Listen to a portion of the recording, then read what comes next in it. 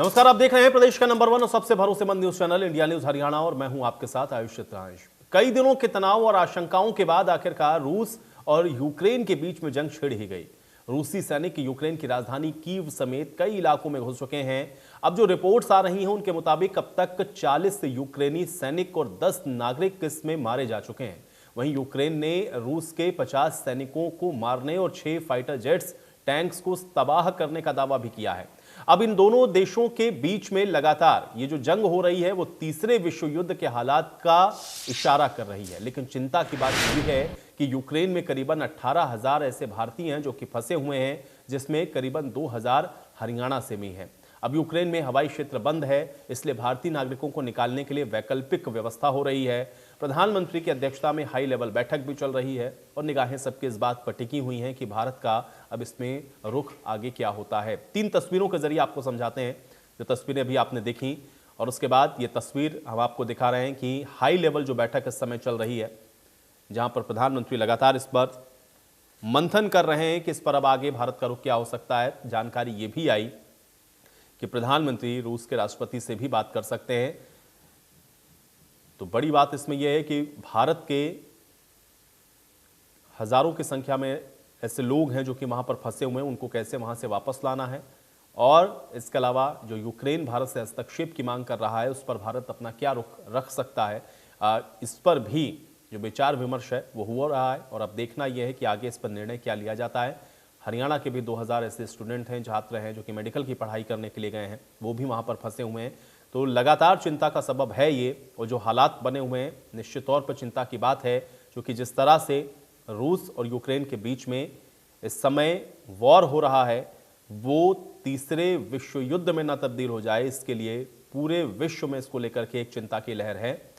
और अब भारत भी इसको लेकर के हाई लेवल बैठक कर रहा है, जिसमें अब इसमें आगे का निर्णय लिया जाना है कि आगे भारत इसमें क्या जो अपना पक्ष है वो रखता है और किस तरह से इसमें अगर भारत कोई अपनी भूमिका को निभा सकता है, क्या वो मध्यस्थता कर सकता है। ये तमाम ऐसी चीजें हैं जो कि लगातार इस समय चर्चा का विषय बनी हुई हैं। लेकिन यूक्रेन जिस तरह से भारत से हस्तक्षेप की मांग कर रहा है, निश्चित तौर पर अब देखना यह है कि इसमें भारत का जो रुख है आगे क्या रहता है। लेकिन वॉर के इस समय जो हालात हैं वो आपको दिख रहे हैं, किस तरह से जंग है जो शुरू हो चुकी है।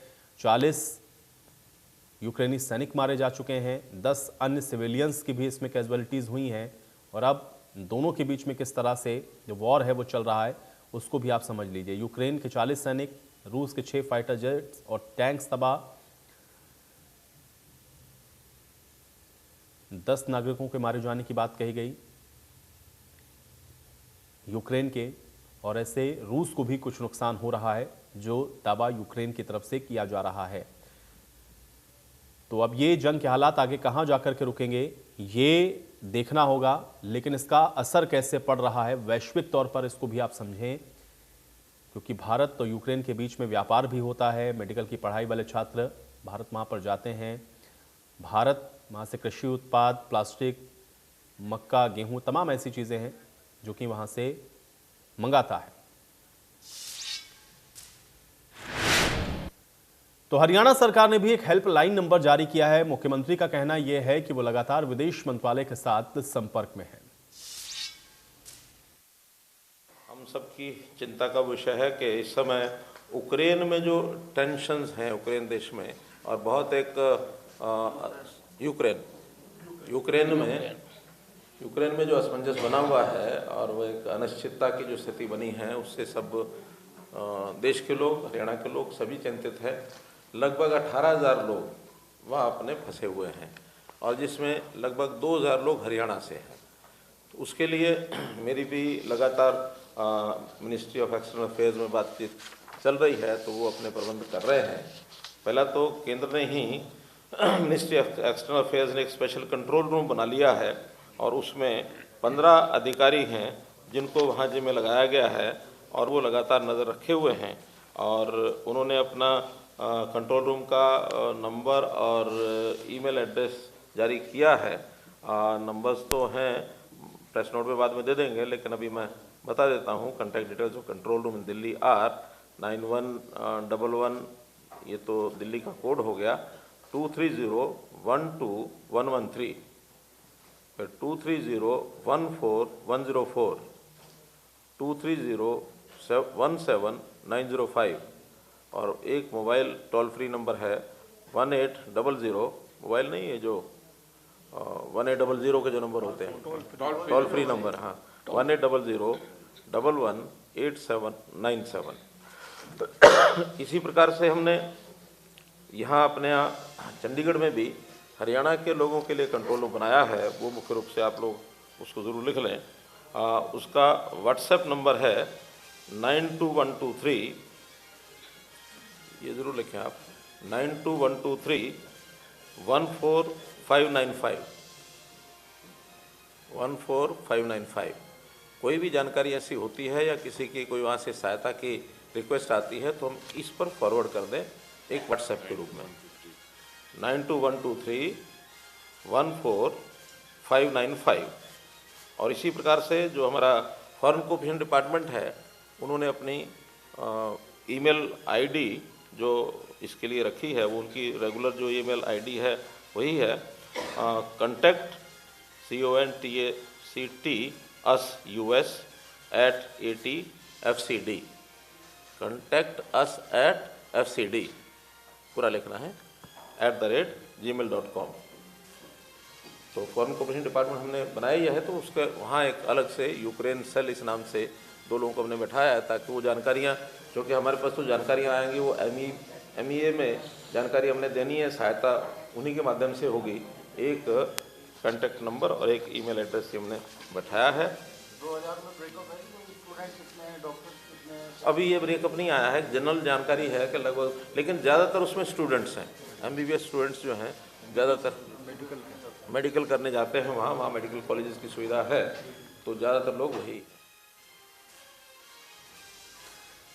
तो वहीं आपको बता दें कि रणदीप सुरजेवाला की तरफ से भी चिंता जाहिर की गई थी, खासतौर से जो स्टूडेंट्स इस समय यूक्रेन में फंसे हुए हैं उनको लेकर के पत्र भी लिखा केंद्र और राज्य सरकार को। क्या कुछ रणदीप सुरजेवाला ने कहा है, सुनिए। देश चिंतित है। 20,000 से अधिक हमारे नौजवान बच्चे, युवक और युवतियां भय, आतंक उसका शिकार हैं, यूक्रेन में अलग अलग जगहों पर हैं। भारत सरकार, मोदी सरकार ने उन्हें अपने रहमो करम पर भगवान भरोसे छोड़ दिया है।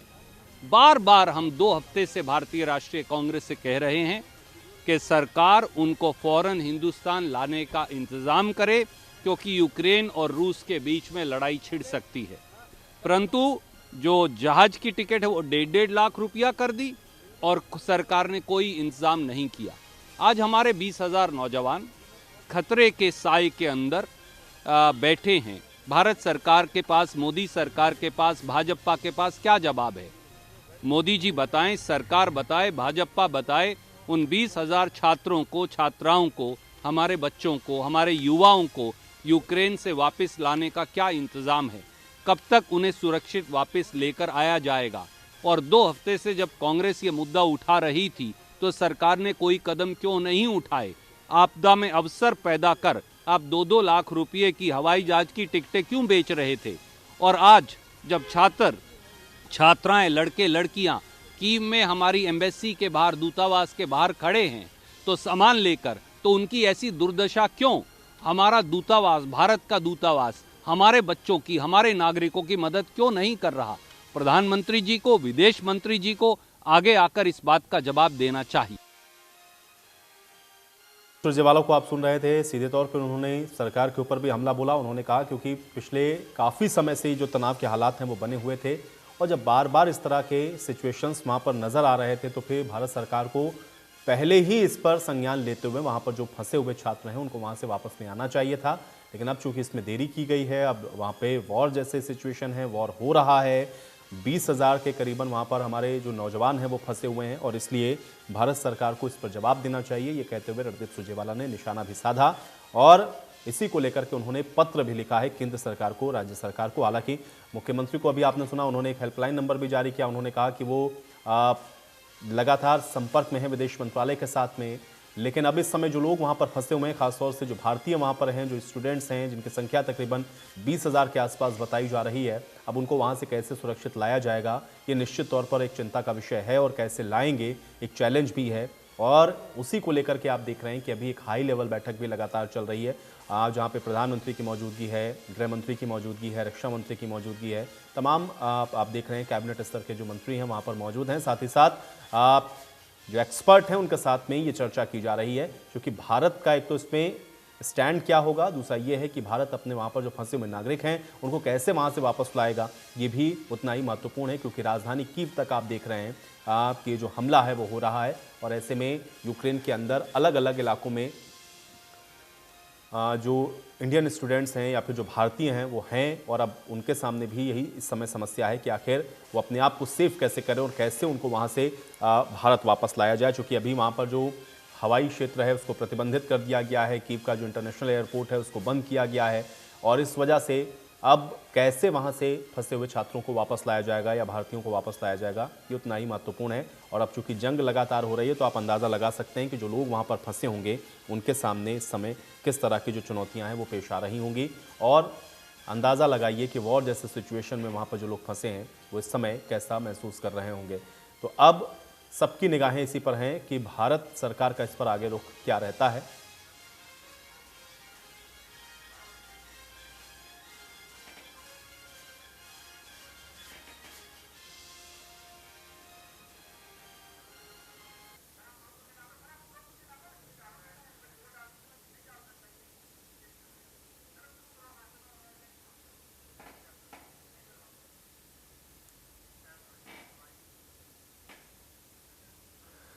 तो इस समय पूरे विश्व की निगाह आप देख रहे हैं कि इस पूरे घटनाक्रम पर लगी हुई है, और सबसे अहम सवाल इस समय यही है कि आखिर वहां पर जो हमारे भारतीय फंसे हैं उनको आप कैसे वापस वहां से लाएंगे, और दूसरा महत्वपूर्ण सवाल यह है कि भारत का स्टैंड इस पर क्या होगा और किस तरह से भारत क्या वाकई में कोई मध्यस्थता कर सकता है, क्योंकि यूक्रेन इस बात को अगर कह रहा है तो देखना यह है कि भारत सरकार का इस पर रुख आगे होता क्या है।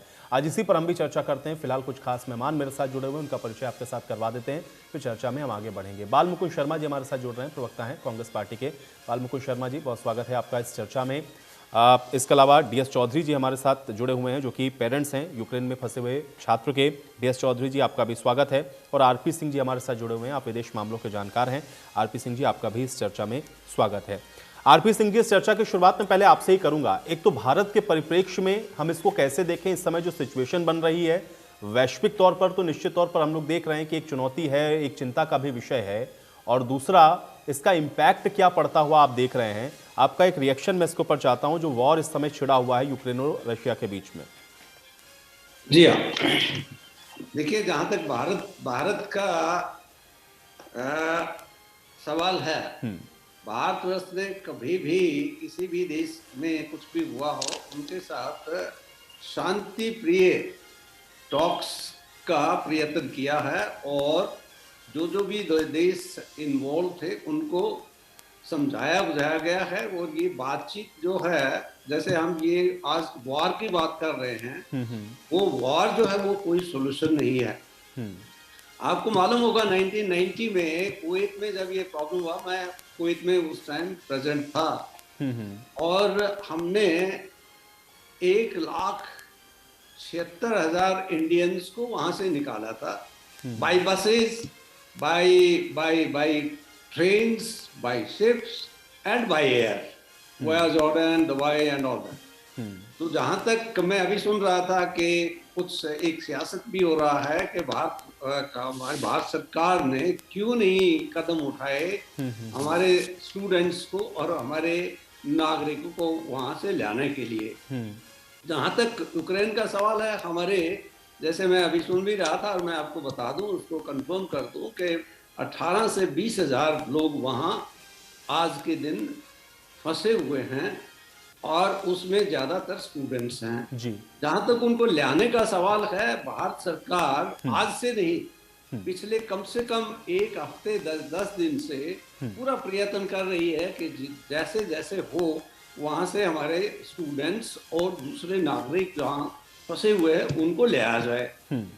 2-3 फ्लाइट्स आपको मालूम है हमारी जाकर के हमारे नागरिकों को, स्टूडेंट्स को भी लेके आ चुकी है। एक कल फ्लाइट गया था एयर इंडिया का, वो फ्लाइट्स वापस चला गया बिकॉज एयरपोर्ट बंद हो गया। अब क्योंकि आज के दिन भी हमने सभी वहाँ अपनी एम्बेसी को भी बोला है कि जो भी लोग वहाँ हैं वो यूक्रेन के वेस्ट साइड में साउथ साइड में उनको ले आ जाए और वहां से ये प्रयत्न किए जाएंगे कि किस किस देश से कैसे कैसे आ सकते हैं और हमारी कोशिश ये है कि उनको बगैर वीजा दिए हुए, क्योंकि जो पासपोर्ट के बेस पर विदाउट वेटिंग फॉर दी आपके वीजाज उनको वापस ले आ जाए। और मुझे पूरी उम्मीद है कि हमारे जितने भी वहाँ स्टूडेंट्स और विद्यार्थी और जो नागरिक हैं उन सबको ले आ जाएगा।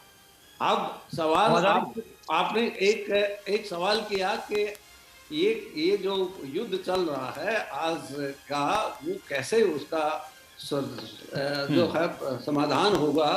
वो समाधान भी अभी कोशिश यही हो रही है कि उनको बगैर कोई थर्ड वर्ल्ड वॉर के पर जाए उसको समझा बुझा करके ठीक किया जाए। अब उसमें अमेरिका का रोल है, उधर आपके इस वेस्टर्न कंट्रीज का है, नाटो का है। तो ये जब तक इसका कोई समाधान कोई बातचीतों से ना हो वो तब तक जो है ना इसका कोई निर्णय नहीं होगा। आपने देखा कि आज हमारे यूक्रेन से ना आज यहाँ उनके एम्बेसडर थे, उन्होंने भी गुहार लगाई और सरकार ने भी, यूक्रेन के सरकार ने बोला है कि प्रधानमंत्री, भारतवर्ष के प्रधानमंत्री श्री नरेंद्र मोदी एक बड़े ऊंचे तबके के जो है ना एक जहाँ तक देखा जाए कि संसार का एक ऐसे बड़े लीडर हैं जो इसका समाधान सुझा सकते हैं और इस वॉर को रोका जा सकता है। अभी क्योंकि यहाँ मीटिंग चल रही है, उसके बाद हमें सुनने में यह है कि आज ही रात को शायद प्रधानमंत्री जी पुतिन के साथ बात करेंगे। उसमें हमारे जो फंसे हुए भारतीय हैं उनके बारे में भी बातचीत हो सकती है और इस लड़ाई को रोकने के लिए भी उनका पूरा प्रयत्न रहेगा। बिल्कुल। रमन मलिक जी भी हमारे साथ इस बीच जुड़ चुके हैं, प्रवक्ता हैं भारतीय जनता पार्टी के। रमन मलिक जी, आपका भी स्वागत है। रमन मलिक जी, एक तो इस समय जो स्थितियां बनी हुई हैं निश्चित तौर पे चिंता का विषय है, सभी लोग चिंतित हैं इसको लेकर के, लेकिन सबसे ज्यादा परेशान इस समय हम लोग अगर देखें तो वो हैं जिनके बच्चे या तो यूक्रेन में फंसे हुए हैं या फिर वहां से जो लोग वापस आ नहीं पा रहे हैं वो लोग परेशान हैं। एक तो इस पे भारत सरकार का अभी क्या रुख है, क्योंकि अभी हम लोग सुरजेवाला जी को भी सुन रहे थे, वो ये कह रहे थे कि लगातार चूंकि कांग्रेस पार्टी ये कह रही थी लेकिन आप लोगों ने इस पर कोई एक्शन नहीं लिया, अब वहां पर वॉर हो रहा है, वो 20,000 जो फंस गए हैं उस पर आप लोगों को जवाब देना चाहिए। आपका रिएक्शन मैं चाहता हूं इन दोनों ही विषयों पर। देखिए, सबसे पहले तो जहां तक सुरजेवाला जी की बात है, सुरजेवाला जी हों या सिद्धू हों या राहुल गांधी हों या कपिल शर्मा हो, ये सारे एक कैटेगरी के लोग हैं, इनके अंदर संजीदगी नहीं है किसी भी विषय में। आपको मैं टाइमलाइन अगर समझाने की कोशिश करूं और आपके माध्यम से प्रदेश की जनता को, तो सबसे पहला ट्वीट आपको इंडिया इन यूक्रेन का 25 जनवरी का देखना चाहिए। उस 25 जनवरी के ट्वीट में उन्होंने बाकायदा ये लिखा था कि आप लोग, क्योंकि स्थितियां बदल रही हैं, आप लोगों से अनुरोध है कि आप एजेंसी के माध्यम से अपने आप को रजिस्टर कराइए, कौन कौन कहाँ है। तो अगर भारत सरकार की मंशा नहीं होती, अपने नागरिकों के प्रति उन संवेदनशील नहीं होती, उनको बचाने की नहीं होती, तो इस प्रकार का ट्वीट आने का क्या मतलब था। दूसरी चीज, 15 तारीख को एक एडवाइजरी इशू होती है कि यूक्रेन छोड़ दिया जाए, उसके बाद 16 तारीख को भी होती है, उसके बाद 18 तारीख को अनाउंस होता है कि 22, 24 और 26 तारीख को फ्लाइट्स निकलेंगी। आज भी एक फ्लाइट वापस आई है, एक मोड़ दी गई क्योंकि स्थिति एकदम परिवर्तित हो गई। और बार बार 20 तारीख को भी, 22 तारीख को भी एडवाइजरी आई, 4th एडवाइजरी 22 तारीख को आती है, 22 तारीख को 5th एडवाइजरी भी आती है कि 2 रशियन स्पीकिंग ऑफिसर क्विक भेजे गए हैं ताकि एक जो ट्रांजिट है उसको आराम से स्थानांतरण को करा जा सके, कैसे कहते हैं, ताकि लैंग्वेज बैरियर ना आए। और आज 24 तारीख को 5th एक और एडवाइजरी भेजी जाती है एडवाइजरी, जिसके अंदर पूरे प्रोसीजर बोला हुआ है कि advice return respective city temporarily, जहाँ है वहाँ रहिए, जहाँ आसपास सायरन दिखे तो फिर अंडरग्राउंड शेल्टर लीजिए। देखिए, स्थितियाँ यूक्रेन और रशिया के विवाद के अंदर वैश्विक स्थितियाँ बहुत जल्दी और बहुत तेजी से पलटी हैं, उसको कोई मना नहीं कर सकता। अब विषय आता है कि हमारे यहाँ क्या हो रहा है। ये तो मैंने आपको जो MEA के तौर पे वो भी बताया, मैंने बहुत सारे आज ट्वीट करे इन विषयों को सामने रखते हुए। हरियाणा सरकार ने भी अपना व्हाट्सएप नंबर चलाया है, ईमेल डाली है, जहाँ जहाँ हैं लोग जैसे जैसे हैं, ताकि हम डेटा इकट्ठा करके उनकी सेफ रिटर्न का ये काम हम कर सकें। आपको याद होगा कि जब मिडिल ईस्ट के अंदर इस तरीके की प्रॉब्लम आई थी, तो तब भारतीय जो पूर्व सेना अध्यक्ष थे और बाद में मोदी सरकार में मंत्री थे, जनरल VK सिंह, वो युद्धपोत के ऊपर जाके वहां पे खड़े रहे और उन्होंने भारत के ही नहीं बहुत सारे अन्य देशों के लोगों को भी वहां से निकाला है। तो भारत अपने तो लोगों के लिए संवेदनशील है ही है, दूसरों के लिए भी है। लेकिन मैं आज ये आपके सामने जो विषय रख रहा हूँ, इसको ध्यान देने वाला ये है कि जब 25 तारीख को एडवाइज काम शुरू हो गया था, क्योंकि इस प्रकार की स्थितियों को आप पूर्व अनुमान ये नहीं कर सकते कि जी कितनी जल्दी ड्रामेटिकली चेंज होंगी। जी जी।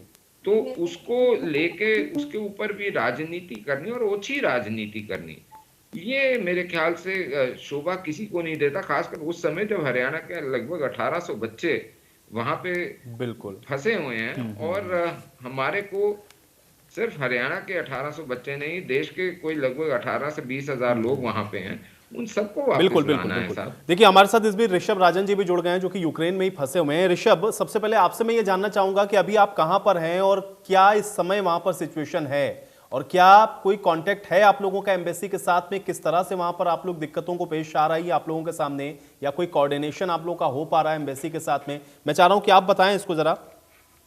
जी देखिए, सबसे पहले सबको नमस्कार। हम टर्नोपिल यहाँ एक वेस्ट साइड में पड़ती है यूक्रेन की, वहां से बिलोंग करते हैं। हालात आज सुबह से आप मेरा चेहरा देखिए, आज ये पूरा चेहरा उड़ा हुआ है। मैं कल कुछ और था, आज कुछ और हूँ। हालात यहाँ पे आप यह समझिए कि एक ग्रोसरी के दुकान पर 2-2 किलोमीटर की लाइन लगी हुई है। बैंक से पैसे निकालने के लिए लोग 3-3 किलोमीटर लंबे लाइन लगा रखे हैं। हालात ये हो गए हैं। रही बात एम्बेसी से संपर्क करने की, तो अभी हालात ये है कि सब कोई एम्बेसी को कांटेक्ट करने का प्रयास कर रही है, जिसके कारण एम्बेसी सबको रिप्लाई देने में संभव नहीं हो पा रही है। लेकिन वो अपने फेसबुक के पेज से, सोशल मीडिया साइट से हम लोग को अपडेट कर रही है हर चीज के बारे में। हमारी गुजारिश बस भारत सरकार से है, हाथ जोड़ करके है, जितनी जल्दी हो सके हमें यहाँ से निकाल लीजिए। क्योंकि हमसे ज्यादा परेशानी में अगर कोई है तो हमारे पेरेंट्स हैं। वो नहीं जान रहे कि हम वेस्ट साइड में है कि ईस्ट साइड में है, क्या चल रहा है। उनके लिए जरूरी है कि हम वहां पहुंच जाए एज सुन एज पॉसिबल। तो मैं आपके चैनल के माध्यम से सरकार को ये विनती करता हूं कि कृपया करके जल्द से जल्द हमें यहाँ से निकालने का प्रयास किया जाए, ताकि हम इस अभी के जो अब वातावरण है उससे हम जल्दी निकल पाए। हमारे लिए रहना भी बहुत मुश्किल हो रहा है। नहीं बिल्कुल, हालात ठीक नहीं। बिल्कुल मैं समझ सकता हूं, क्योंकि जो सिचुएशन है, जब हम लोग यहां से बैठकर इतनी दूर से हम लोग को दिख रहा है, जाहिर बात है कि आप वहां पर मौजूद हैं, तो निश्चित तौर पर बहुत चिंता का विषय है। लेकिन आप जो बात कह रहे हैं, हम लोग लगातार ये कोशिश कर रहे हैं कि इस पर जल्द से जल्द काम करें, और भारत सरकार इसमें लगी भी हुई है। हमारे साथ DS चौधरी जी भी हैं, चूंकि अभी पेरेंट्स का यहाँ पर जिक्र हुआ और आप पेरेंट्स ही हैं। DS चौधरी जी, कोई कॉन्टेक्ट हो पा रहा है आपका, और किस तरह की दिक्कतें आपको लग रहा है, या कोऑर्डिनेशन है आपको लग रहा है जो बातें कही जा रही हैं? मेरा कांटेक्ट हो रहा है। आज भी मेरी उससे 2 बार बात हुई है बेटे से। मेरी आवाज सुन पा रहे हैं जी आप? बिल्कुल सुन पा रहा हूँ चौधरी साहब। तो मेरे बेटे से 2 बार बात हुई, और मेरा बेटा जो है वेस्ट साइड में ही है, लवीव शहर में, जो पोलैंड के नजदीक है। पता है यहाँ से कितना हो जाएगा सेंटर के, वो साला ये ओपेरा में। और वहाँ पे उसको ज्यादा दिक्कत तो नहीं है, लेकिन सुबह बता रहा था कि एक धमाके की आवाज आई है, और वो धमाका कहाँ हुआ है, कैसे हुआ है, ये उसको ज्यादा जानकारी नहीं हो पाई। आज वहाँ मार्केट में गए थे, तो मार्केट भी वहाँ बंद है, केवल डिपार्टमेंटल स्टोर खुला हुआ था। तो अपने राशन के लिए स्टोरेज करने के लिए 10-15 दिन के लिए गए थे। तो वहाँ पे भी इतनी भीड़ है कि 3 घंटे में बिलिंग हो पाई है वहाँ पे। और इस वक्त हॉस्टल में इंडियन नहीं, स्टूडेंट वैक्सीन 250 के आसपास हैं। हम्म। और अब हमारी पिछले 2 घंटे से मैं कोशिश कर रहा हूं तो उससे कोई संपर्क नहीं हो पा रहा है। हम लोग बड़े चिंतित हैं कि बेटा है और उसका क्या होगा क्या नहीं होगा। जब तक सुरक्षित नहीं आ जाता है तब तक हम लोग सब परेशान ही रहेंगे। बाल मुकुंद शर्मा जी, आपका भी रिएक्शन चाहूंगा मैं। देखिए, बड़ी दुख की घड़ी है हमारे देश के लिए और इन परिवारों के लिए जिनको आपने सुनाया। तो रमन मलिक जी को मैं सुन रहा था, वो कह रहे थे कि 25 जनवरी को एडवाइजरी जारी कर दी, इतने तारीख को ये कर दिया। सीधा सवाल ये है कि आपने कितनी फ्लाइट्स वहां भेजी, कितने लोगों को आप निकाल पाए। आपको जब अगर 25 जनवरी को एडवाइजरी जारी करी थी तो उसी समय से फ्लाइट शुरू करनी चाहिए थी। इसका मतलब तो ये आप कहना चाहते हैं रमन मलिक जी, भाजपा के प्रवक्ता, के एडवाइजरी 25 जनवरी को जारी कर दी, जो लोग फंस रहे हैं उन लोगों की गलती है। ये सरकार ने कदम क्या उठाए, कितनी फ्लाइट्स गई, 10 गई, 15 गई, 4 गई, कब नहीं गई, वो विवरण दे। अब मिडिल ईस्ट की बात कर दी इन्होंने, हालांकि बिल्कुल राजनीति नहीं होनी चाहिए इस चीज पर, लेकिन दुख होता है आज जो लोग यूक्रेन में फंसे हैं उनकी बात कर रहे हैं हम। ये कह रहे हैं मिडिल ईस्ट में जनरल सेनाध्यक्ष जो आज मंत्री हैं, इसका क्या मतलब जी? कितनी दुख की घड़ी उन परिवारों के लिए। 1800 बच्चे तो मेरे प्रदेश के हैं, 18 से 20 हजार हमारे देश के नागरिक हैं। आपने एडवाइजरी अगर 25 जनवरी को जारी कर दी थी तो उनको रास्ता तो देगा ना कोई, वो देश तो ऐसे नहीं निकलने देगा। राजनीतिक संबंध आपने किस तरीके के किए कि बगैर वीजा आने दीजिए, वीजा तो कागज कार्रवाई बाद में हो जाएगी, हम अपने आप लगातार आप अपनी हवाई सेवाएं उनको उपलब्ध कराइए, दूसरे देशों से एयर कनेक्टिविटी आपने क्या उनको सुधारी। एक ट्वीट पर जाकर के ट्वीट करके, और फिर इसका मतलब तो वो जो लोग फंस रहे 18-20 हजार वही जिम्मेवार है फंसने के लिए। आपने तो ट्वीट कर दिया, आपने उनको क्या क्या सुविधा मुहैया कराई, ये आप प्रदेश की जनता को और देश की जनता को बताइए। मैं बताता हूँ बालमुकुंद जी, कहना चाहता हूँ आपके माध्यम से, अभी भी इस दुख की घड़ी में पूरा देश सरकार के साथ खड़ा है, कांग्रेस पार्टी सरकार के साथ खड़ी है। सरकार ये बताए वो दक्षिणी का रास्ता है, पश्चिम का रास्ता है, जो भी वहां की यूजुअल जो भी मतलब कार्रवाई हो सकती है, सरकार इमीडिएट रातों रात हमारे लोगों को लेके आए, तब तो पता लगे सरकार एक्टिव है, सरकार संवेदनशील है। एक फ्लाइट केवल मात्र जिस देश का ये पता लग गया कि दूसरा राष्ट्र दुनिया की सबसे बड़ी महाशक्तियों में से एक है, दो दुनिया की महाशक्ति है, रसिया ने जब चेतावनी दे दी तो रसिया कार्रवाई करेगा। ये तो अंडरस्टूड बात थी ना। कोई छोटा देश हो, कई लोग राजनीतिक सैकड़े के लिए या देश के हालात के लिए 1-2 बम गिरा देते हैं। रूस तो बहुत बड़ी महाशक्ति है, वो तबाह कर देगा यूक्रेन को अपनी पाएगा तो हमें तो पहले ही पता था ये, तो हमें सभी नागरिकों को। चलिए बाल मुकुंद जी, मैं जवाब लेता हूँ। बाल मुकुंद जी, रमन जी जवाब दीजिए। देखिए, सबसे पहले आपने खुद ही अभी कोट करा कि हो सकता है आज प्रधानमंत्री जी की वार्तालाप पुतिन साहब से भी हो, और उसके अलावा कैबिनेट कमेटी ऑन सिक्योरिटी की अभी मीटिंग खत्म हो चुकी है मेरे ख्याल से। 2 विषय तो ये हो गए। तीसरा विषय जो सबसे बड़ा अभी जो बात कर रहे थे, मेरे पास जो रिपोर्ट्स आई हैं विभिन्न सूत्रों से, बहुत सारे बच्चों ने इसलिए नहीं वहाँ से पलायन करा एकदम कि ऑनलाइन कोर्सेज वो यूनिवर्सिटियाँ नहीं चला रही थी, और वो इस चीज़ में जिसे कहना चाहिए ना, वो इस एक कंफ्यूजन में रह गए कि ऑनलाइन कोर्सेज नहीं चल रहे होंगे तो हमारी पढ़ाई का क्या होगा, ये सिचुएशन डीएस्केलेट हो जाएगी, ये हो जाएगा, वो हो जाएगा। क्योंकि जब इस प्रकार की स्थिति सामने आती है, ये किसी को भी ये कोई बता के थोड़ी अटैक करेगा कि जी आज हम अटैक कर रहे हैं। उसने जो करना है वो तो करना है, लेकिन ये एडवाइजरी और एक्सेस फ्लाइट्स जो हैं वो भी कैंसिल हुई हैं साहब। आप एयर इंडिया के, आप मेरी बात ना माने, आप आरटीआई लगा के एयर इंडिया का पता कर लें। एयर इंडिया बाकायदा ये आपको बोलेगी कि हमने जो एक्सेस फ्लाइट एलोकेट करी थी उनमें से बुकिंग ना होने के कारण बहुत सारी कैंसिल हुई हैं। तो इसके लिए अब जो परिस्थिति है उससे तो हमने अपने लोगों को लाना ही लाना है, लेकिन उसकी वास्तविकता भी अगर बतानी इसलिए पड़ रही है क्योंकि उसके ऊपर राजनीति करी जा रही है। अगर राजनीति नहीं होती तो इन बातों का कोई औचित्य नहीं था, सिर्फ ये होता कि वहां से इवैक्यूएशन प्लान क्या बनना है। तो एक तो विषय ये आपके सवालों के जवाब हो गए, लेकिन अब मैं एक सवाल जो बार बार मेरे मन में उठता है और मैं पूछना चाहता हूँ वो ये है कि देखिए, वैश्विक जियोपॉलिटिकल जो पोजीशन है उसकी कोई भी जिसे कहना चाहिए ना, उसकी जिम्मेवारी जो है भारत का प्रधानमंत्री नहीं ले सकता।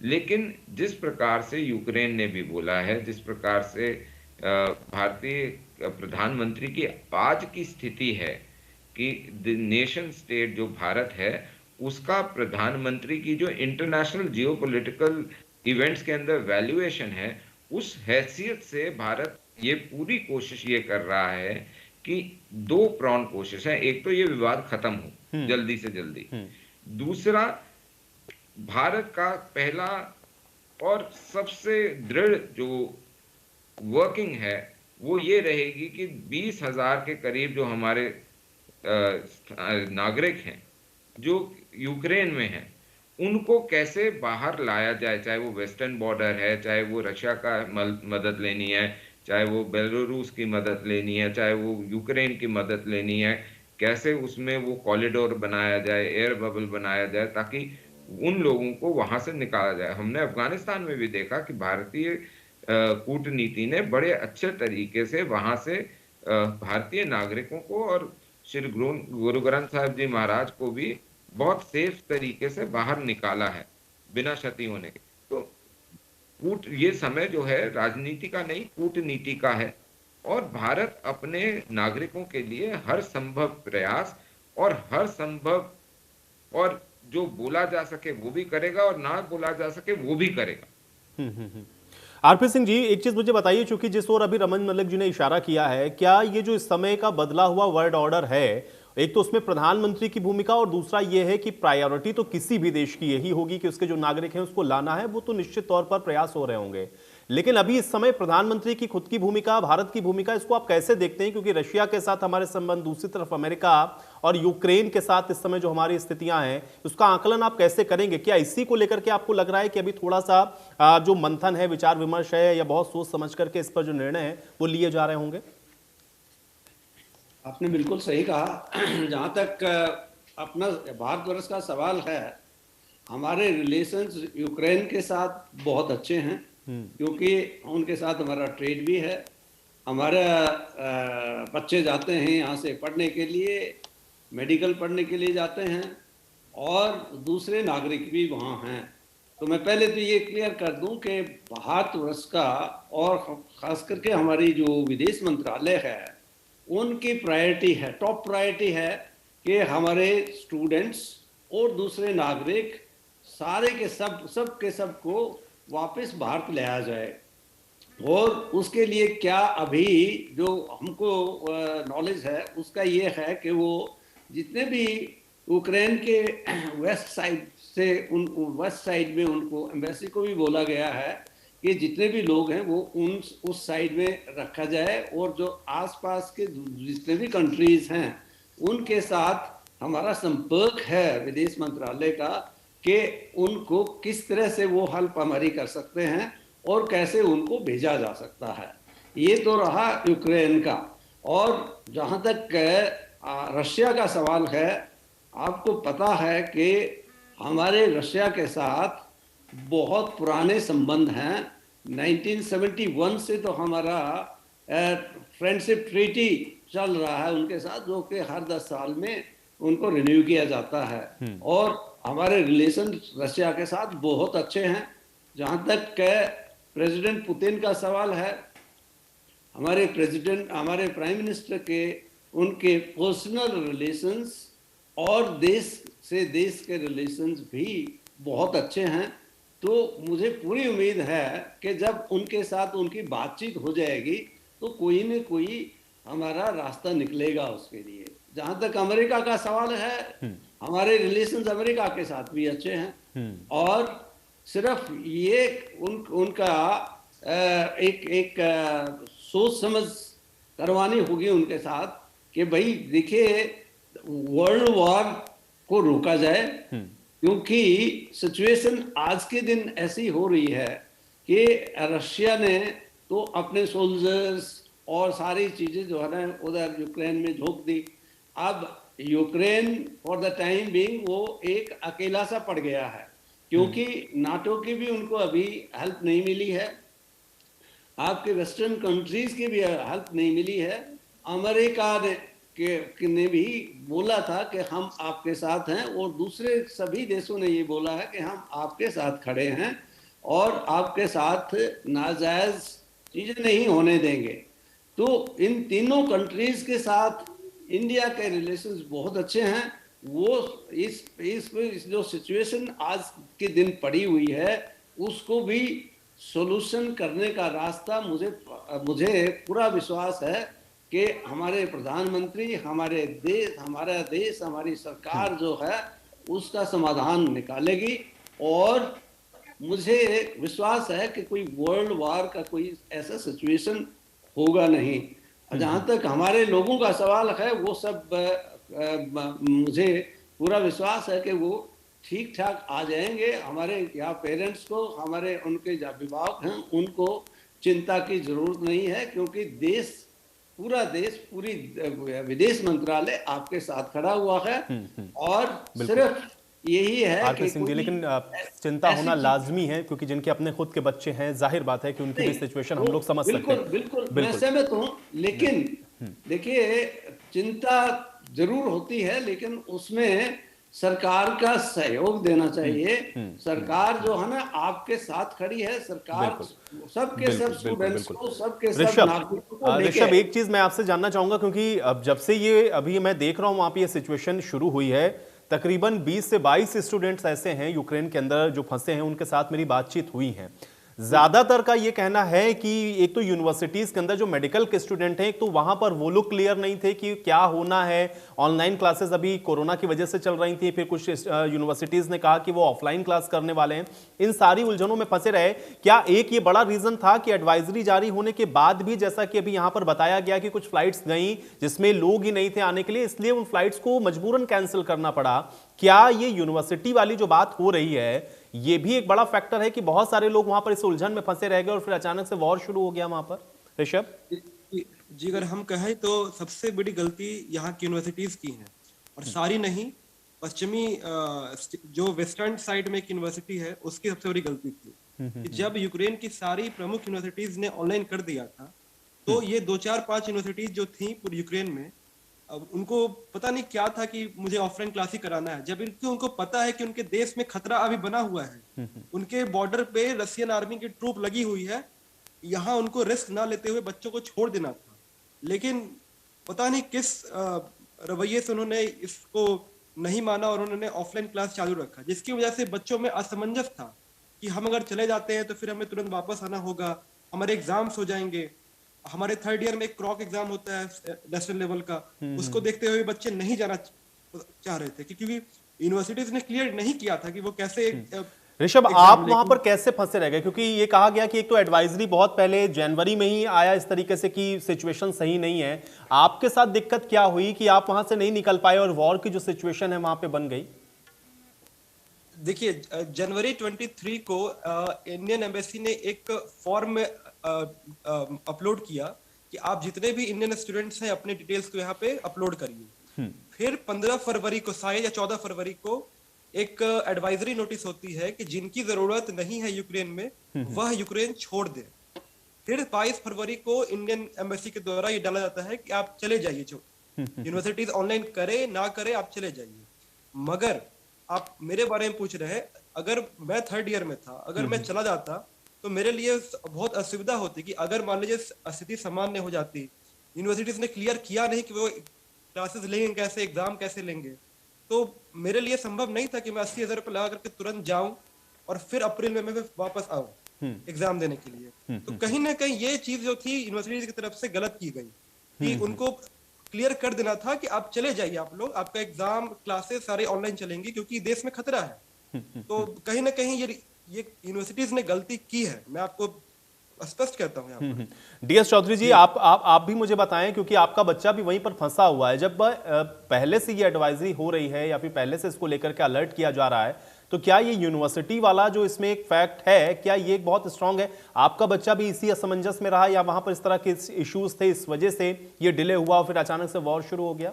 बिल्कुल, ये बेटा जो कह रहा है बिल्कुल सही कह रहा है। एडवाइजरी 25 जो जनवरी को आई थी उसमें कहीं ये नहीं था कि युद्ध होने वाला है और आप चले जाइए। वहाँ केवल एक सिंपल फार्म अपलोड किया गया था और उस फार्म को मेरे बेटे विनायक ने भी भर के जो है जमा करा दिया था।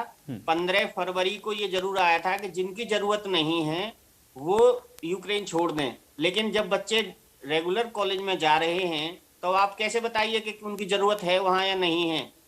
जब तक यूनिवर्सिटी क्लियर नहीं करेंगी कि हम आपके ऑनलाइन एग्जाम लेंगे या ऑफलाइन लेंगे, तब तक बच्चा भी ये सोचता है कि जब तक चल रहा है चलने दो, पढ़ाई क्यों खराब हो। अगर एक दिन का एब्सेंट का 1000 रुपये फाइन लगता है, अगर बच्चा वीक डेज में आता है तो 2 दिन लगते हैं उसको यहाँ घर पहुंचने में, तो उसके 2000 रुपये फाइन हो जाते हैं। और जिस वक्त ये कहा कि यूक्रेन छोड़ दीजिए, उस वक्त टिकट के रेट्स देखिए आप, टिकट के रेट्स 4 गुने थे। जो ये कह रहे हैं कि इंडियन गवर्नमेंट का, एयर इंडिया का वो गया था विमान लेने के लिए, उसकी टिकट के रेट देखिए आप, जनरल रेट से 3 गुने थे। और आज 24 को जो विमान गया वो 87,000 रुपए की टिकट में गया है, और जो 26 को इनका जाना था उसकी टिकट थी 1,04,000 रुपए। अब एक सामान्य परिवार जो कोरोना के 2 साल से जो हालात हैं उनमें 1-1 लाख रुपए की टिकट लेकर के बच्चों को हम लाएं, और 15 दिन बाद हमें लग रहा था कि सामान्य हो जाएगा, फिर इनको 50,000 रुपए की टिकट लेके भेजें। यही दिक्कत हमें हुई है। यही दिक्कत हमें हुई है। चलिए ठीक है, मुझे लग रहा है कि आप लोगों ने जो बात यहाँ पर बताई है, और हम लोग उम्मीद ये करेंगे कि इसका बहुत जल्दी कोई ना कोई सलूशन निकाला जाएगा, क्योंकि लगातार हम लोग देख रहे हैं कि इसकी जो मॉनिटरिंग है वो भी हो रही है और सरकार अपने स्तर पर प्रयास कर रही है। मेरे पास समय नहीं है, बहुत शुक्रिया आप लोगों का, आप लोगों ने समय निकाला, आज इस चर्चा का हिस्सा आप लोग बने। हालांकि इस समय सबकी निगाहें टिकी हुई है इस बात पर कि रूस और यूक्रेन के बीच में जो चल रहा है ये हालात शांतिपूर्ण कैसे होंगे और इसमें भारत का रुख क्या होगा, ये भी देखना उतना ही महत्वपूर्ण है। आज इस चर्चा में मेरे साथ फिलहाल इतना है।